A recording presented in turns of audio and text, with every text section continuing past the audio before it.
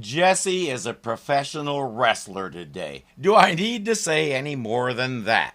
We have several real wrestlers in the cast today.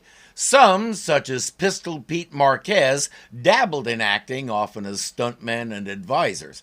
Others, like Magic Schwartz and Tiny Lister Jr., wrestled until they became fairly well known and then moved into acting. Those gentlemen are all on the card today, and if you think any of them can take Jesse, keep watching.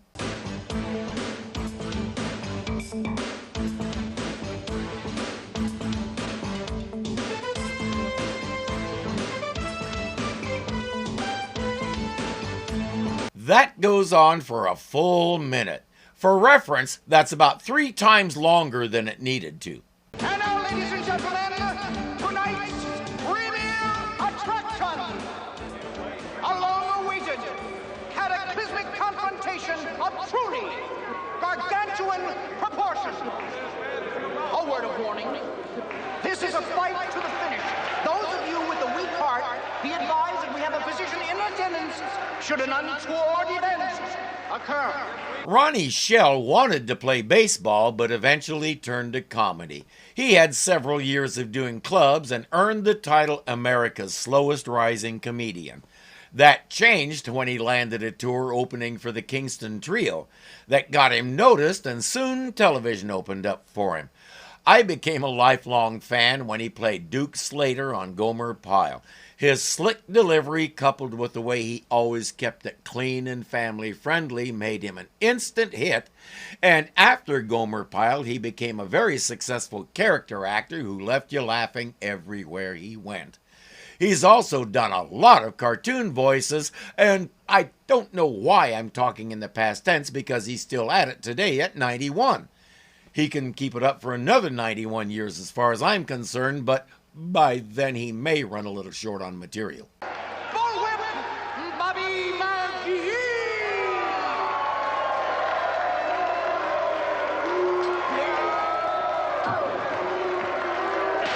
That's Magic Schwartz, and he really is good with that bullwhip. It's one of the 11-teen fighting forms he's an expert in.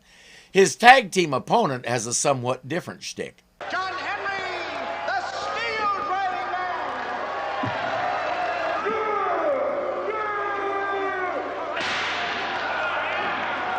The John Henry legend primarily comes to us in the form of a folk song, and I'm not sure we can really call it a legend since it's solidly based in reality.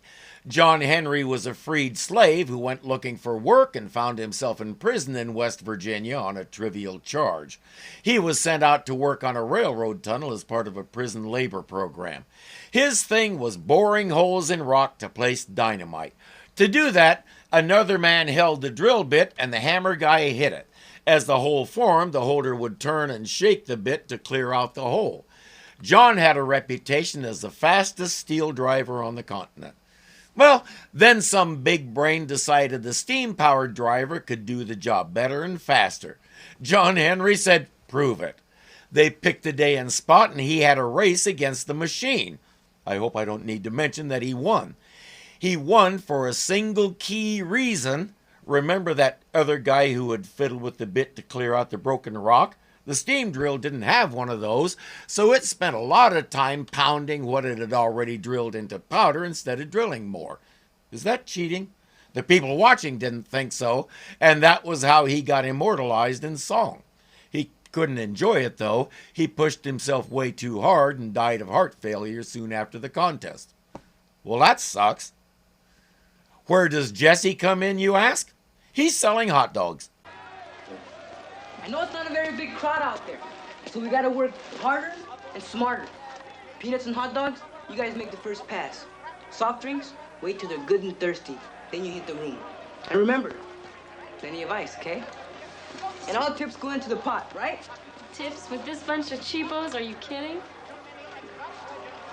Okay, let's hit it. Jesse still isn't sure about all this stuff, meaning hot dogs or wrestling. He just needs the job. Hot dog! Hey! Hot dog man! Come on, Cal, get in!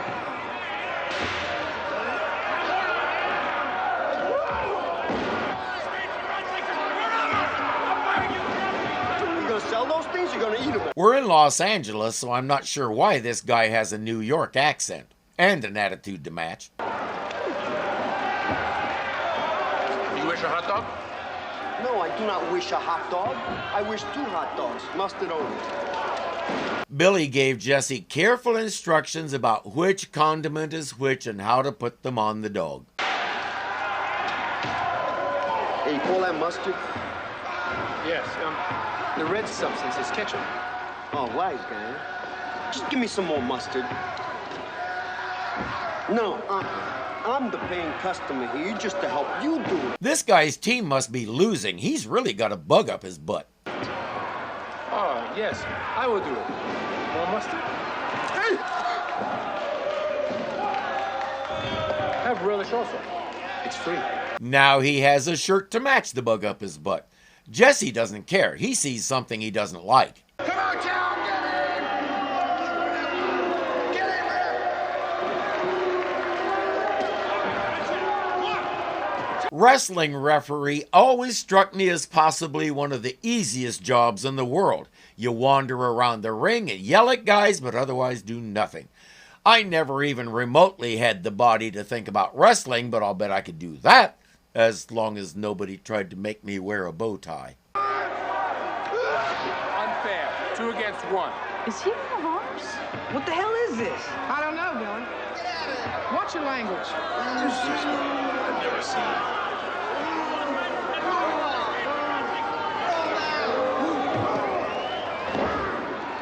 What the hell are you doing? I just make the fight fair. I've never been in an actual fight in my life. My brother was a different story. In his youth, he was a scrapper. He liked it. One day, he was in a fight with a guy who would later become his brother-in-law.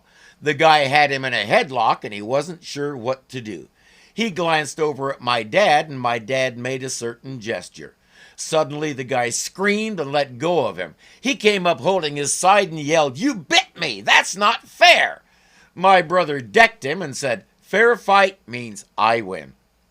I don't think Jesse would agree with that. Needless to say, the script just went out the window. They'll improvise.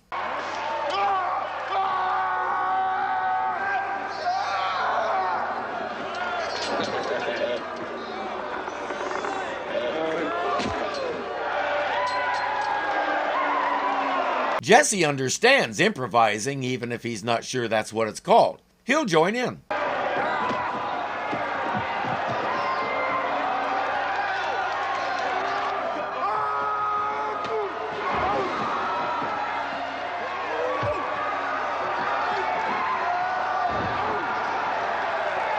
Should I get the cop? Hell no. Get the standard contract. What else can you do? There's one guy left standing, card or no card. I guess he wins. The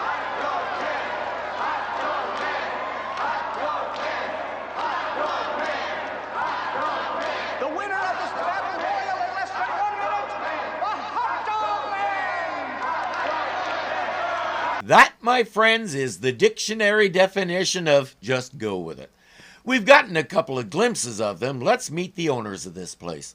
That was quite a little mess you caused out there. I didn't practice enough with the mustard tube. Tell the man I will pay for his shirt. Jesse still doesn't understand. I often say it doesn't take much to confuse me. Jesse elevates that to an art form. What? Where are you from, Buster? I can't tell you. And I'm not a buster. All right. What's the deal? You come off the floor, give a real fancy audition, get everybody excited, and now you clam up. What's going on? It was not a fair contest. 2 warriors against 1. All right. I'll play your silly game. Except it's no game to him. Like most wrestling fans, he thinks it's real. And he wants to show him different and give him a career as a wrestler. Career. I get the feeling he's never heard that word before. A career? Wrestling. Professional wrestling? We'll train you, build you up, turn you into a household name. By the way, what is your name? Jesse. Oh, it's too wimpy. From now on, you're the Hot Dog Man. The Hot Dog Man. Why not? It's no more bizarre than some things he's already encountered, so How weird can it get? Annie, the man is here, the one from the company, who's trying to, from the building downtown. Just calm down, Sandra. Are you talking about Burns from the Morrow Company? In the office waiting. He never gives up. That man's a bulldog on a rag rug. The Morrow Company is trying to develop this part of the city, and they want to buy Annie's land. The other lady is Sandra, Annie's partner. They co-own the arena and the gym. This Burns guy has been in their faces trying to get them to sell. Mr. Morrow feels his offer is more than generous for this parcel of land. I must warn you, this will be his last offer. Great. Then you'll be out of our lives. Nothing personal. Miss Franklin, you own the building. What do you say? Nice knowing you, Mr. Burns. This is not just a land grab. It's a sincere effort to revitalize this area. And your parcel is important to that plan. What, is a parking lot? And what are you doing with it, Mrs. Brewer?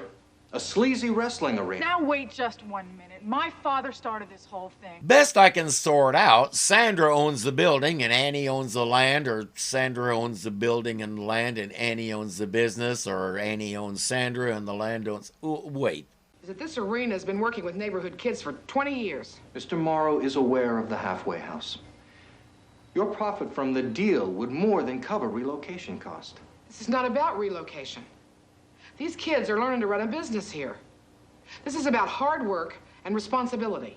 You take that away, you got a bunch of kids in a nice new house just looking for trouble. I admire your sentiments. They're not sentiments, dude. They're people. Sure, they're poor people, so they're not as important as your rich boss or you as his yes man, but they do matter. At least to some people. They matter to Annie, and they mattered to Sandra's father. So keep your promise and go away. Good. You are mastering the human transportation system. Yes, I like to ride this vehicle called the bus. The bus system I used to ride in Denver was also called RTD, Regional Transit District. A lot of commuters said RTD stood for Reason to Drive. Control, you will note for your report that I've made great progress in my present place of employment. Very good. Yes, I was promoted from a hot dog man to a professional wrestler. And what are your new duties? To fight humans. I love his expression when he said that. He's gonna enjoy jerking Control around about this. No! It is wrong to terminate humans. It's competition for enjoyment and entertainment. We don't fight to the death. Then why bother? It's called sport. Control will spend the rest of the episode examining various sports and trying to understand them. I guess the phrase contest of skill doesn't translate well in their language. How does this wrestling thing fit into sports? I'd suggest Control go find a dictionary and look up the word gladiator. Okay, Jesse, this bag is your opponent, your enemy, who hates you, who wants to bring you down, defeat you, kill you. Grab it! Billy, this bag has done me no harm. Hey! At this rate, Annie's gonna need a special budget just for equipment replacement. The thing I like to keep in mind about professional wrestlers is, yeah, these guys are over the top and do as much trash talking as they do wrestling. The outcomes are usually predetermined, and often the whole battle is scripted for maximum effect. And these guys are athletes. They work hard to be able to do that stuff and not die in the process. I respect the work they put into it, and I respect the fact that they understand the world that they find themselves in. Fans will love them, hate them, shower them with praise or shower them with curses. It's all part of the sport. I haven't watched wrestling since I was about 13, but I know those folks earn every dollar they get paid. Excuse me, you seem to be running this contest.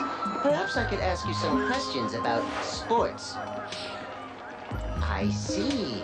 The object of this game is to get the highest number. But wait, I am the visitor, and I am behind. Not polite.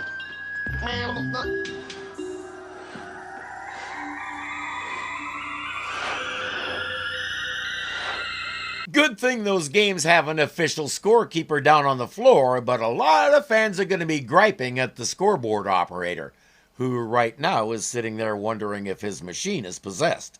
You know what's great about this? You cheerfully give up your day off to come in and help out. Where is he? Yeah, we want to kill him. Come on, guys. The hot dog man may be our ticket to a TV deal. TV was where the money was at in wrestling. You could fill an arena night after night and only bring in a fraction of what being televised earned.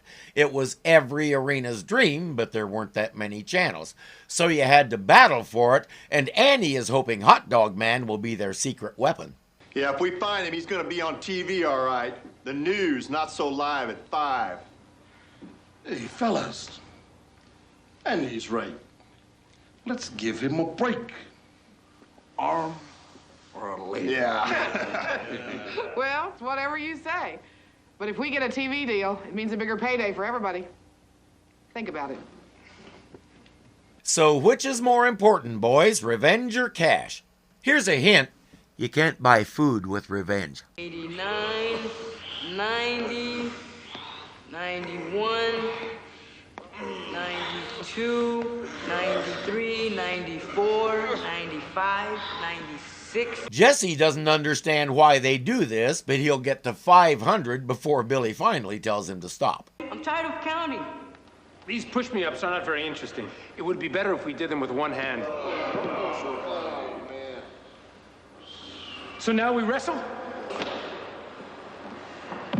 Annie described Jesse as lost, like a big kid. She's not wrong. He wants to do everything right so he can go home, but everybody keeps giving him partial information. Wrestling isn't all strength. It's style and form, tactics and strategy. Understand? Yes. These things I understand. Okay. Bullwhip, why don't you start it off? Ah, partner. Yeah. Lesson number 1. Don't ever trust anybody in the ring. The thing they're all finding out is they cannot hurt this guy.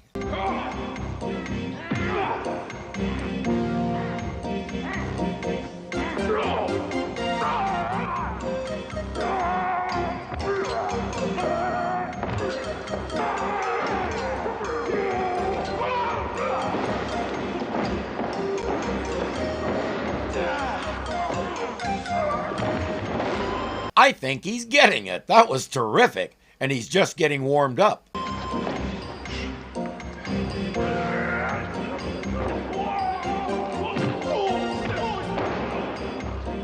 Put her there, cowboy.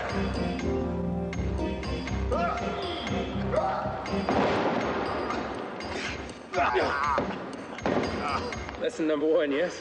I do believe Bullwhip is a believer now. The wrestling is the primary source of money to keep the halfway house going. Billy is a product of that halfway house, one of the many success stories that have come from there. Annie teaches kids how to operate a business, how to work smart, and how to get a leg up in life. Billy is ferociously devoted to Annie and the house. That's why he's still here.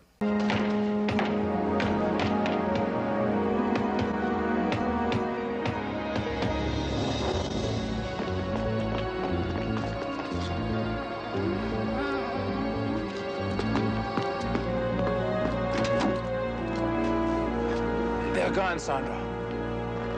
You heard? When Mr. Burns left earlier, he told them they would regret not selling. I wonder if this is what he meant. There's something a little odd about the scenario because goons who beat up cars don't usually do it with the owners in them. The idea is to send a warning.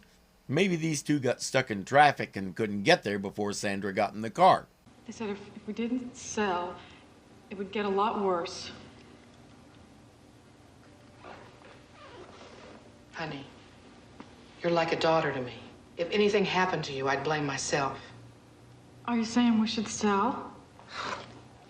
I just don't want you or anybody else to get hurt. She didn't. She fainted. She said in so many words they weren't out to hurt her, they were sending a message.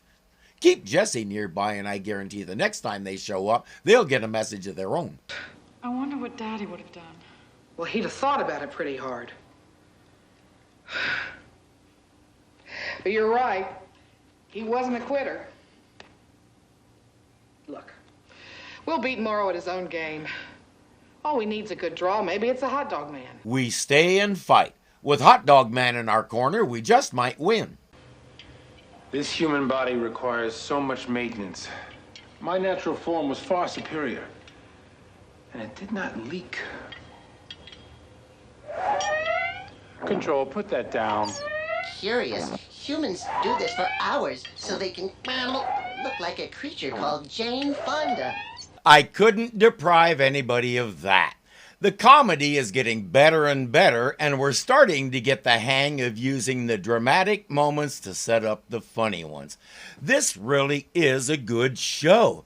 It's too bad the network chose not to give it a decent slot and instead used it as basic filler against something they knew they couldn't beat.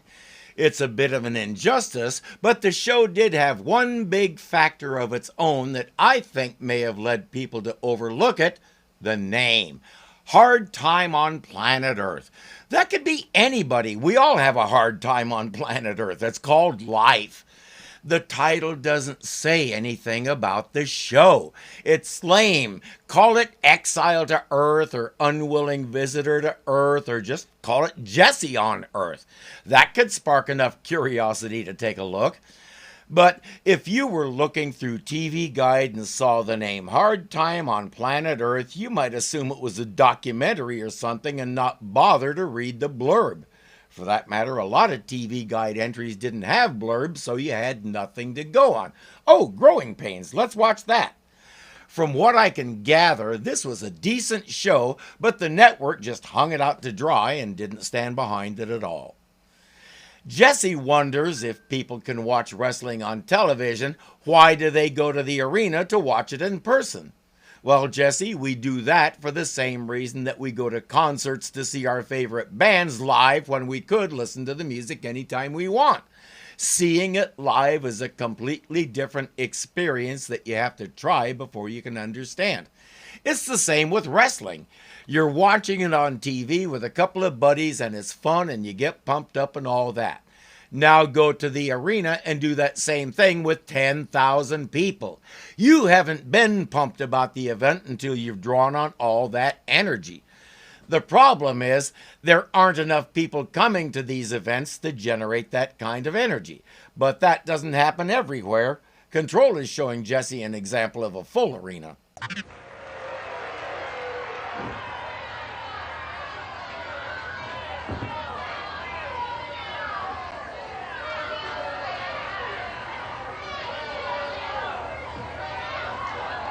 They are very popular. Note, their seats are full. I must meet these gorgeous ladies of wrestling. He wants to ask them to come do a benefit event at Annie's place. That should get the cabooses in the seats. Jesse still hasn't grasped the impropriety of interrupting a match, so he'll meet the gorgeous ladies the same way he met the gorgeous gentlemen. Hey, it worked once. Hey, hot dog man. They know me. Hey, Jack, I want a hot dog. Okay, maybe they don't know him. He might have a better time with the wrestlers themselves. Like our male wrestlers, these ladies are all professionals who have expanded into acting. And they have no idea what Jesse is doing. I'm here to help Annie and the kids. I invite you to come wrestle with us at her arena. And I want you and your camera to come also. How can you refuse such a sincere, polite invitation? So, you're a wrestler, huh, Stud? Yes, I am a wrestler. Get him, Sal! You don't understand. I am not here to wrestle with you. You are girls. Girls? We're not girls, we're ladies.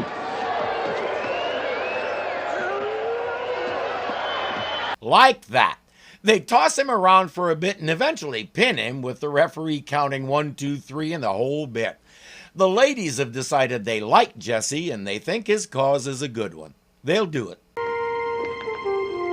Well, if it isn't the hot dog man. You are a fan? Yeah, I want an autograph. Sign this. Lesson number 2. Never trust anyone outside the ring. Don't go in the ring tonight. Mr. Morrow doesn't like hot dogs. Okay, now they're hurting people. Time to get serious about this. And these clowns think that will keep him out of the ring. His shoulder is bunged up, but not as bad as anybody else's would be. The opening event features our usual four guys doing what they do. The crowd is loving it, but up above them, something is going on.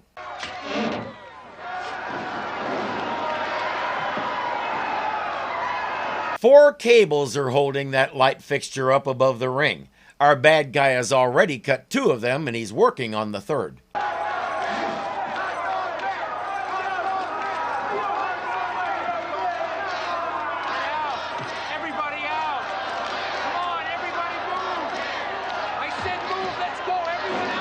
There's no time to explain, and Jesse's not that good with words anyhow. Better do this the easy way.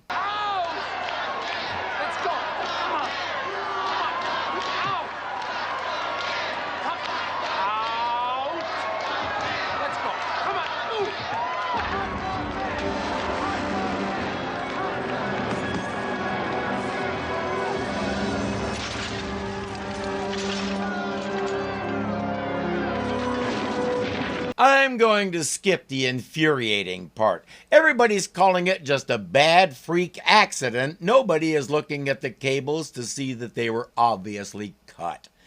Annie knows Morrow was behind it, but can't prove it. She does know that fiasco destroyed their last chance. Jesse has decided it's time to have a talk with Mr. Morrow. No, I'm tired of sitting on a dime per annum. Get rid of it. Yeah, tell Mort Fairchild he can have the damn warehouses. That's right, but if he so much as breathes on my tractors, I'll break him. Talk to me, hot dog man. Say something interesting. I'm not afraid of you. Oh, walk right in and play hardball, eh? I like that. That's his problem. Tell him the tractors aren't going anywhere until I say the word. When the receptionist told Burns the hot dog man was here, he and some other guy decided that must have something to do with a pork belly deal Mr. Morrow was making. And I don't know how many lines are on that phone, but Mr. Morrow is using all of them. Get back to you. Leave us alone. Yeah. Oh, Mr. Matsushita, great. I've been trying to reach you for days, but... He'll get back to you. Now he's using none of them. It's called respect, Morrow. As the young radicals said, you get what you give. The warriors you send to the arena, they may frighten others, but they do not frighten me. Arena? Annie's arena. What is he talking about? Mr. Morrow, this man is not a pork belly trader. He's a wrestler from the arena you've been trying to buy. And what's this about warriors we sent to frighten somebody? They broke all the windows, and they made the lights fall down. You land-hungry bloodsucker. Billy called him that earlier, but now comes the twist we didn't expect. May I call attention to one small detail before you break my neck? Talk to me. Say something interesting. I had absolutely nothing to do with the threats or the accident at your arena. I made a final offer on that place 5 days ago, and he said no. I moved on. Why should I believe you? For one thing, if he was lying, there'd be a lot more pleading in his voice. He's too calm about it. Just take a look at the map. You're standing on it. He bought a different property nearby that will suit his purposes, so he doesn't need Annie's place. Then you are innocent. Of course. There's no place in business for violence.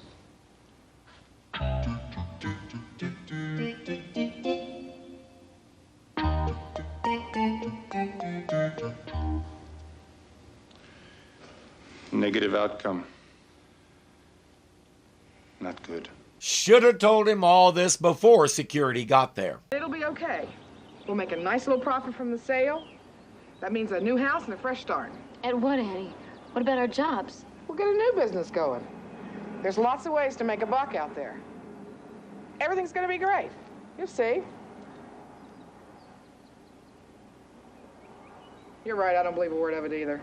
But the alternative is falling into a deep depression, and if that happens to her, what happens to them?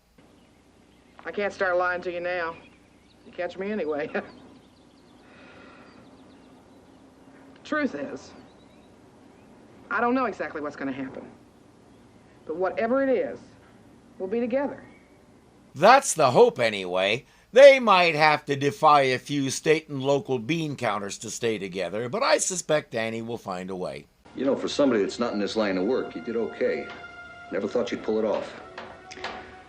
Well, I've had a long time to think about it. All those years of helping Annie and the kids, that was fine. But that's what my dad wanted. The only other possibility was one of the wrestlers, and I don't think any of them would be dedicated enough to drop a light fixture on himself. They're offering top dollar for this place. And I'm not letting Annie stand in the way anymore. When's she signing? As soon as Jake gets here with the papers. Sandra, what are you doing? Billy. I'm so sorry it's you. I think we know what that means. Nothing's going to stand in her way, not even Billy's life. I'm going to miss this place.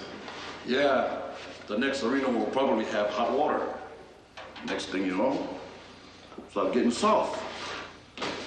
I never figured Annie'd sell us out like this. Hey, people do anything for money, even Annie, I guess. Don't talk that way about Annie. Hey, I'll talk any way I want. Be careful, man. You can't blame them for needing someone to blame, and I don't think Annie is taking it personally. If she was, they'd probably all be unconscious by now. There's no referee down here to hide behind. You guys save that for the ring. What ring? You're selling out, aren't you? Yeah, Annie. Why are you selling? What happened last night was no accident. I can't take a chance on anybody getting hurt. She says Morrow has us in a death grip. Jesse says Morrow isn't our enemy. I saw him. He does not need the arena. You saw Morrow? He does not speak like an enemy. I believe him. Who else would do something like this? Who else indeed? Let's find out the fun way.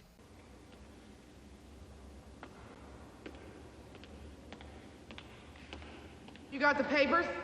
Yep. All ready for your signature. My partner isn't here yet. We'll get hers later. Have you just put yours right there? Our man lost his job when he took it back to Morrow, and they both realized she had signed it I am de Walrus. Right. Anybody have a pen? I do. I got one. These are my messengers. Hey, what's this all about? Who are you working for? Mr. Morrow. Who you working for? Who you working for, Pelado? Talk. As I said, let's get our answers the fun way. They've been needing someone to pummel, besides each other. You know, Jesse, I'm not convinced you ever learned that slam maneuver Billy was trying to teach you. Yeah, Jess. The key is in the timing. You got to throw him when he least expects it. Okay, Jesse, you got that? Here, you try. Okay.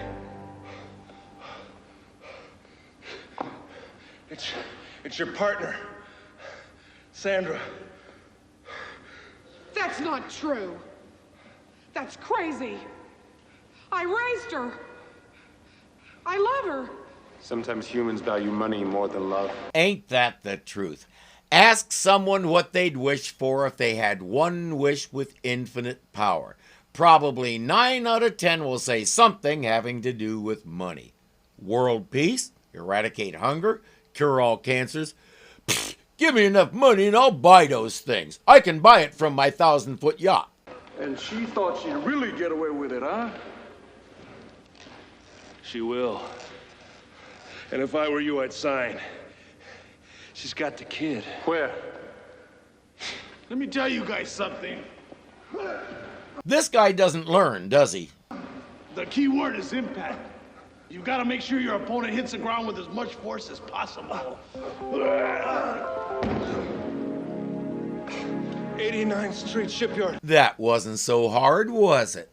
At the shipyard, Sandra is as nervous as a long-tailed cat in a room full of rocking chairs, as my dad used to say.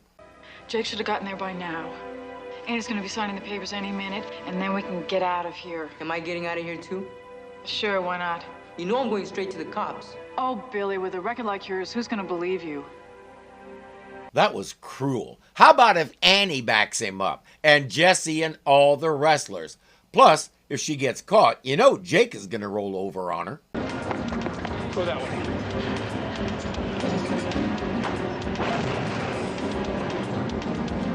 Isn't it odd that our director decided to put a shot of that electromagnet there, adding a little ambiance to make it feel more authentic?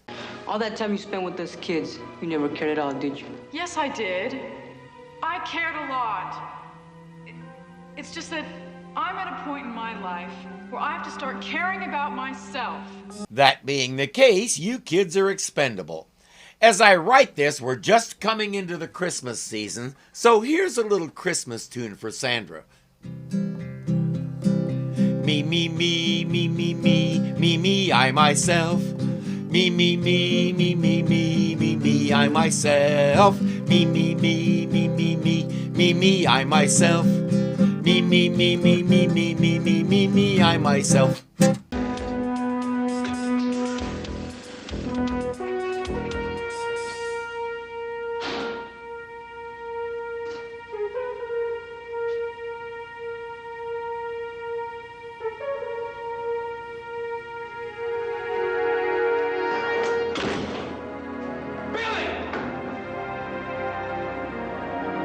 They're on what appears to be a cargo ship that's in dry dock. And if he thinks that bar is going to stop Jesse,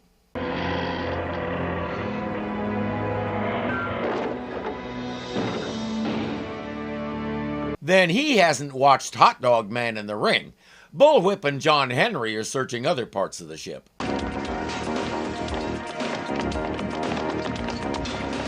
Tim, Larry, give me a hand here. Hold on, what did he say? Tim, Larry, give me a hand here. Did he call them Vince and Larry? Those were the names of the crash test dummies who were doing the seatbelt commercials at the time. They were right at the height of their popularity once they even came to the college campus where I was teaching and gave a demonstration. I wonder if naming those guys after them is a subtle indication of how effective they are in a fight.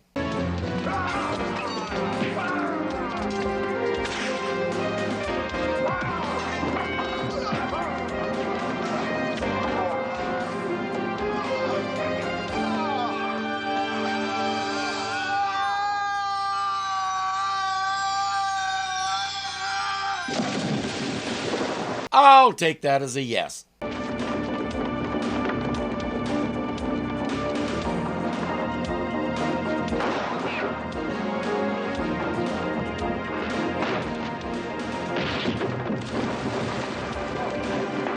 He really thinks Jesse can't jump that?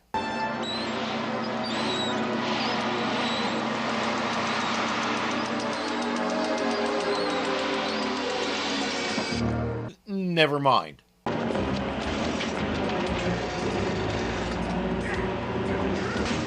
Good job, Billy. And there was that electromagnet again. It always seems to be in the way.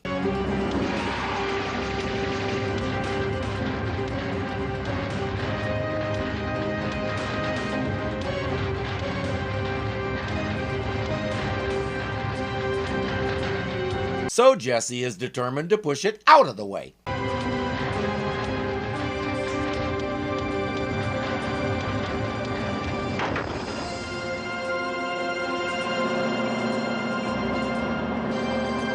Come on, we all knew that was going to happen, and we still cheered when it did, admit it. Jesse has to be moving on, so the hot dog man is hanging up his box. But for a change, he had a job that he thoroughly enjoyed. Are you finished with the sporting competition? Yes. Too many reporters, too many questions. It is for the best. I can understand battling for survival, but for money? Only humans would come up with such a concept. Clearly there are easier jobs. Yes. But where else can one become the main event? Fair question. The show is hitting its stride. It's defining itself more and more as comedy, but the dramatic storylines are equally engaging. I'm probably belaboring it, but this was what Manimal tried to do, be both comedy and drama. dramedy, if you will, because comma doesn't work.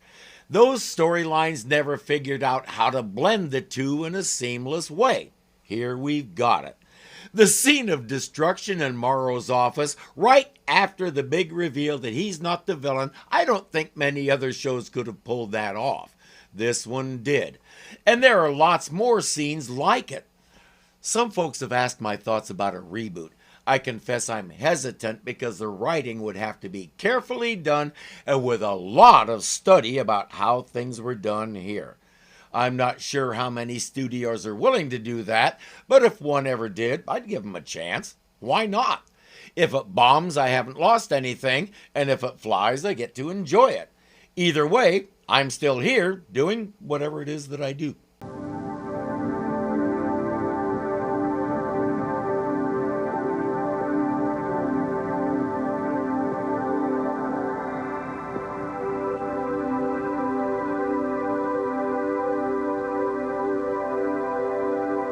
Good with an 8. Okay, come on. Which quantum Sandra, Andy, the bus. Don't bite your tongue. Episode. Polite the show is. Don't whistle. Next time I get myself a human co-host.